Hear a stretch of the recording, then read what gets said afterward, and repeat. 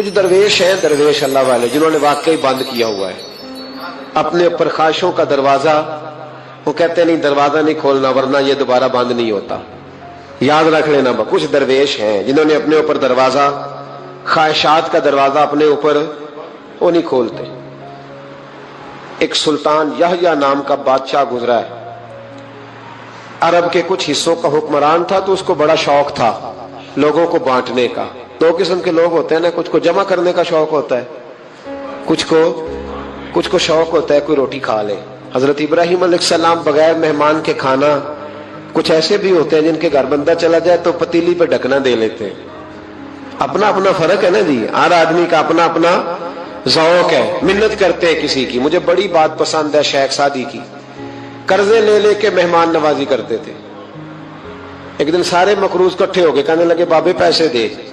بابا جی کہتے ہیں وہ پیسے مانگ رہے ہیں، مجھے ٹینشن ہے کہ انہوں نے کھوایا کچھ نہیں، مجھے پریشانی لگی. ایک بچہ کوئی چیز بیچ رہا تھا، وہ کھیل مرونڈا نہیں بیچتے بچے، وہ بیچ رہا تھا تو آ گیا تو کہنے لگا لینی ہے. تو بابا جی کہنے لگے میرے مہمانوں کو کھلا دے ساری. بچہ بھی راضی ہو گیا کہ سارا اکٹھا ہی گاہک مل گیا ہے. تو سارا جب کھلا دیا کہنے لگا پیسے. تو شیخ سعدی فرمانے لگے تو بھی بیٹھ جا، یہ سارے پیسے لینے آئے ہوئے ہیں، بیٹھ جا، ان کے پیسے انہیں ملیں گے تو تجھے بھی. تو بچہ رو پڑا، رویا، کہنے لگا میں تو یتیم ہوں، 4 بہنیں چھوڑ کے آیا ہوں، اماں کی دوائی بھی لے کے جانی، مجھے تو پیسے چاہیے. بچہ رویا تو شیخ سعدی کا ایک مرید آیا، اس نے لا کے نظر پیش کی، کہا حضور یہ نذرانہ ہے. 400 دینار لایا تو حضرت سعدی نے سب کو دیے، بچے کو بھی دیے. سب لوگ چلے گئے تو ان قرض لینے والوں میں سے ایک بندہ سمجھدار تھا، حضرت سعدی کے پاس آ کے کہنے لگا بابا سمجھ نہیں آئی، ہم برسوں سے لینے آ رہے تھے مل نہیں رہے تھے، کتنے مہینوں سے مانگ رہے ہیں نہیں مل رہے تھے، آج فٹافٹ مل گئے. تو شیخ سعدی بزرگ تھے نا تو بزرگوں والی بات کر گئے، کہنے لگے تم میں رونے والا کوئی نہیں تھا نا، پوری مجلس میں ایک بھی رونے والا ہو تو سب کا کام بن جاتا ہے. رونے والا عاشق دا کم رونا توڑا، اے بنا رویو نہیں منظوری، بنا رویو نہیں منظوری تے بنا رویو نہیں منظوری. عاشق سدا ہی روندا رہندا، پاویں وصل ہوئے تے پاواں دوری کا. رونے والا ایک آ گیا ہے تو سب کا کام بن گیا ہے. تو کچھ لوگوں کو شوق ہوتا، بادشاہ کو سلطان یحییٰ عرب کے کچھ حصوں کا بادشاہ تھا، شوق بڑا تھا لوگوں کو کھلانے پلانے کا، بڑا شوقین تھا، بڑا بانٹتا تھا. اور کئی دفعہ معاذ اللہ اس پر فخر بھی کرتا تھا جو نہیں کر، تکبر سے بھی کہتا تھا بڑی جائیدادیں آؤ جس نے لینا ہے، تکبر بھی کرتا تھا معاذ اللہ جو نہیں کرنا چاہیے تھا. ایک دن جامع مسجد کے باہر کھڑے ہو کے نا بانٹنے لگا. کوئی فقیر آیا تو ایک مٹھی بھر کے اشرفیاں دے دی، کسی کو سونا دے دیا، کسی کو چاندی دے دی. ایک درویش بابا جی کونے میں بیٹھے ہوئے، اسی کسی دے کچھ بھی نہیں لگ دے، کوئی ضرورت نہیں، کونے میں بیٹھے. آپ یقین کریں، آپ تھوڑا سا رخ ادھر کریں دنیا پیچھے پیچھے ہو جاتی ہے. اگر آپ پیچھے بھاگیں گے تو آگے دوڑ کے بھاگیں گے. یہ مزاج ہے قوم کا، کسی کا حال پوچھ لیں وہ بگڑ جاتا ہے، کہتا ہے مجھ سے کوئی کام ہوگا تبھی تو پوچھا ہے. اور آپ چپ کر جائیں، خاموش ہو جائیں، یہ بھی بڑی مصیبت ہے. کہ پیار کر لیں تو اس کا بھی نقصان دیکھنے میں آتا ہے. کہتے ہیں پتہ نہیں میرے اندر کیا لالچ ہے، کیا خوبی ہے جس وجہ سے مجھ سے اتنی محبت ہو رہی ہے. وہ بابا جی کونے میں توجہ ہی نہیں کی. جب توجہ نہ کی تو سلطان کی توجہ خود بخود ہو گئی. سلطان یحییٰ کہنے لگے بابا کوئی قابل توجہ آدمی ہے، سب لوگ لائنوں میں لگے ہوئے بھاگ رہے ہیں، بادشاہ آیا ہے. یہاں تو شادی پہ کھانا کھل جائے تو بڑے بڑے امیروں کا پتہ چل جاتا ہے کہ بننے کیا لگا ہے. کہتے پتہ نہیں دوبارہ چھوٹے گوشت کی ٹرے آئے گی کہ نہیں آئے گی. اور اتنا سارا رکھ لیتے ہیں کہ المان والا فیس. بڑے بڑے امیروں کے پول کھل جاتے ہیں، پتہ چلتا ہے کتنے تگڑے امیر ہیں. تو جب اس نے کہا شرفیاں، سونے، ہیرے، جواہرات، تو جو نہیں تھے فقیر وہ بھی لائنوں میں لگ گئے. لیکن وہ فقیر پھٹے پرانے کپڑے، سانو تخت ہزارے دی لوڑ کیے، نالے کی لگے شہر ببول دے نال، اسی اپنی بال کے سیکھنے، سانو کی لگے کسی اور دے نال. اور اقبال نے اس کی تشریح کی. اقبال کہنے لگے ہوا گو تند و تیز ہے لیکن چراغ اپنا جلا رہا ہے. ہوا گو تند و تیز ہے، تیز ہوا میں چراغ نہیں جلتے. ہوا گو تند و تیز ہے لیکن چراغ اپنا جلا رہا ہے. وہ مرد درویش حق نے جس کو عطا کیے ہیں انداز خوش روانہ، فرماتے ہیں جسے اللہ نے بے نیازی دے دی، لالچ سے دور کر لیا، وہ کسی کی پرواہ، وہ اپنا چراغ جلاتا ہے. اپنی مٹی پہ چلنے کا سلیقہ سیکھو. سنگ مرمر پہ چلو گے تو پھسل جاؤ گے، वो बाबा बैठा है। तो बादशाह कहने लगा इसे भी बुलाओ। बाबे को बुलाया, कहने लगा तुझे कुछ नहीं चाहिए? बाबा कहने लगा चाहिए तो बड़ा कुछ, पर तुझसे नहीं चाहिए। कहा किससे चाहिए? फरमाया उससे चाहिए जो दे के हिसाब नहीं पूछता, बगैर हिसाब देता है, उससे चाहिए। कहने लगा नहीं, दरवाजा खुला है, तू भी ले ले। बाबा कहने लगा मैं ले तो लूं, पर तू दे कुछ नहीं ना सकता।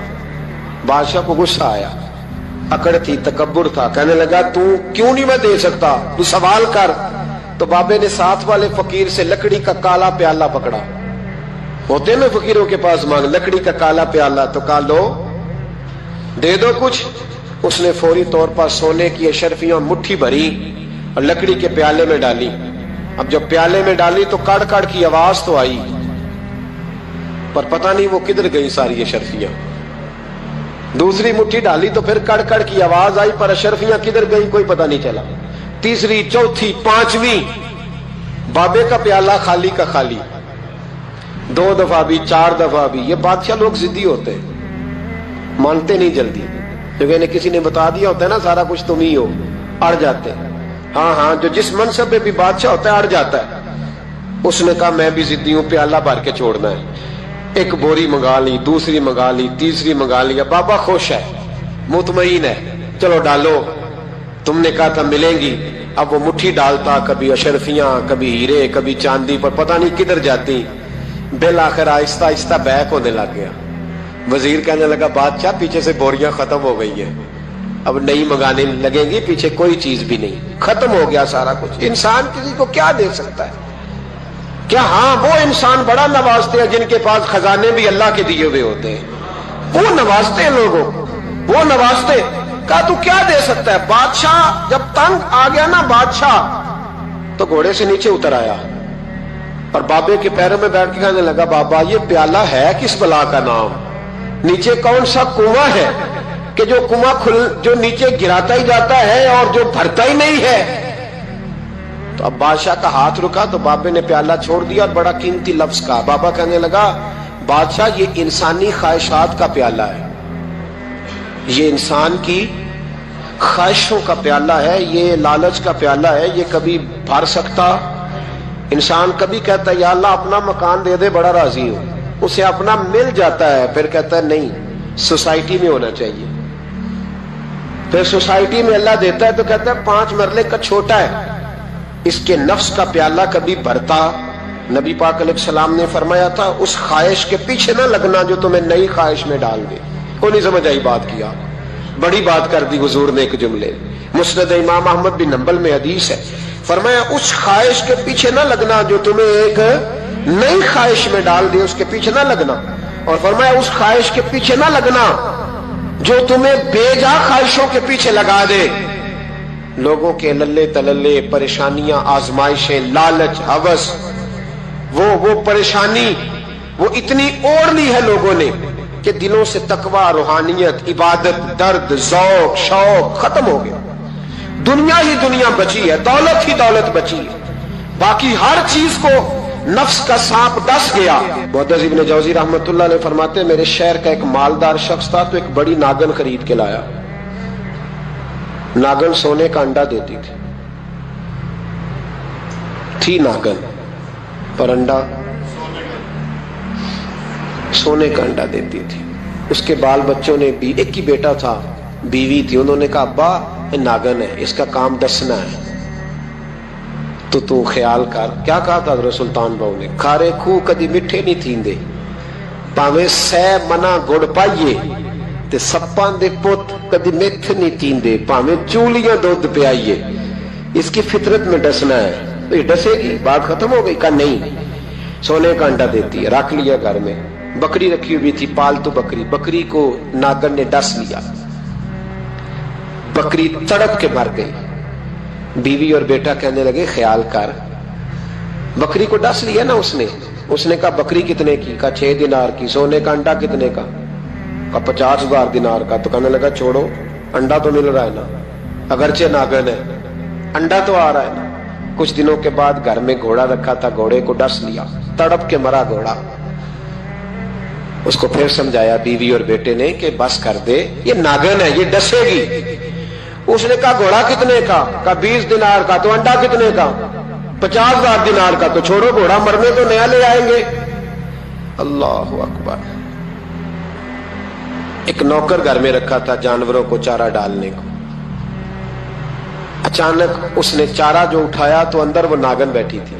उसने हाथ पे डसा, गरीब ने चीखें मारी, चीखें, पर गरीबों की चीखें लोगों को सुनाई नहीं ना देती।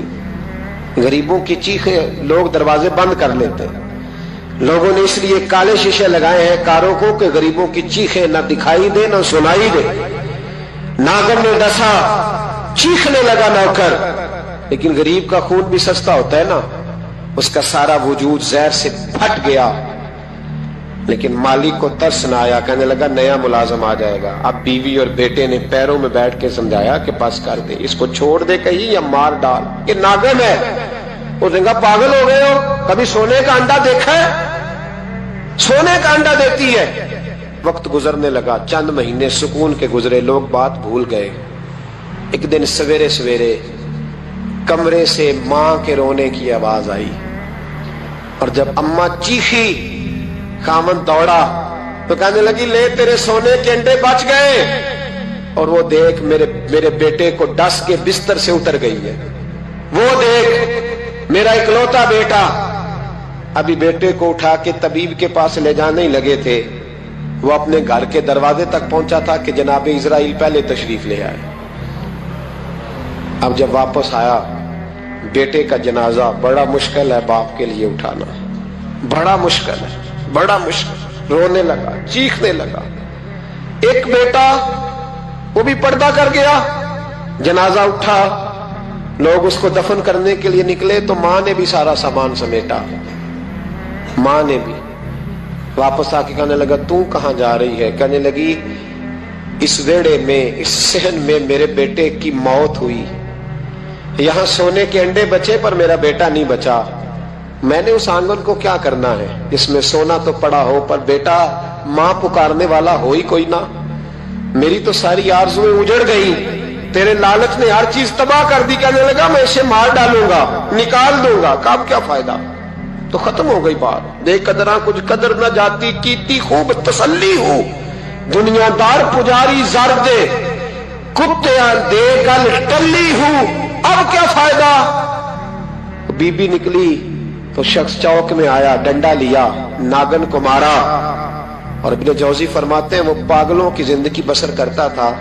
उसके दाएं बाएं सोने के अंडों का ढेर लगा होता था। वो लोगों को कहा करता था मेरे जैसे लालची न बनना, मेरे पास ना बीवी बची, ना बच्चे बचे, ना घर बचा, ना कोई वफादार।